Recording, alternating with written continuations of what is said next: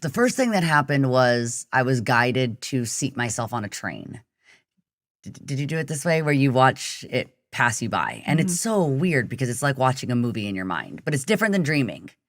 You know, you're kind of more in yourself, but still in another place of consciousness that's really hard to describe unless you've been in that hypnotic state. And like I see myself sit down on the train and he says, just watch your movie, like watch your life like a movie and watch it pass you by through the windows. And I see all these times just like, you know, like just like frames of these moments, like a film. And he goes, what's the feeling of anxiety that comes up for you when you're performing? And I never even thought about it before, but in my hypnotic place said, I just want them to love me so bad. And he said, when was the first time you felt that way? And then suddenly the train stopped moving forward and it started going backwards. And I saw myself, it sounds so trippy, but this is medical. This is real. It is real. I've done it. It's real.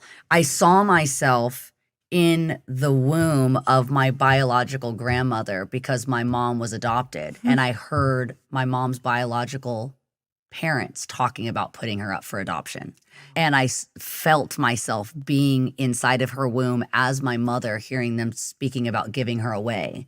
And my mom thinking, I just want them to want me. I want them to love me so bad.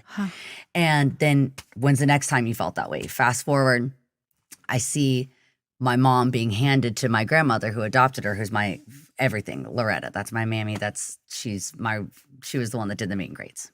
So handing to her, and then just like that, I see myself being handed to my grandmother too as a baby. So I realized because my mom had a really intense, very dangerous pregnancy with me. So I wasn't actually handed to my mom. I was handed to my grandma. So I saw myself being handed to the same woman that my mom was handed to. And I felt our unison right away.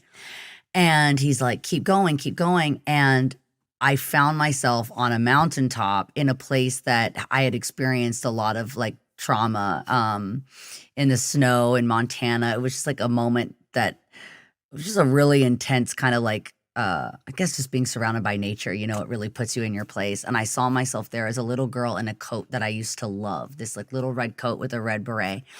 And I saw all these people that had brought me so much peace and love all of a sudden show up. So my dog that died a couple years ago, my grandma, my mom, it'll get me, my boyfriend that I have now, and they all grabbed me by the hands and we started playing Ring Around the Rosie, and I came out of it and I've never had stage fright again.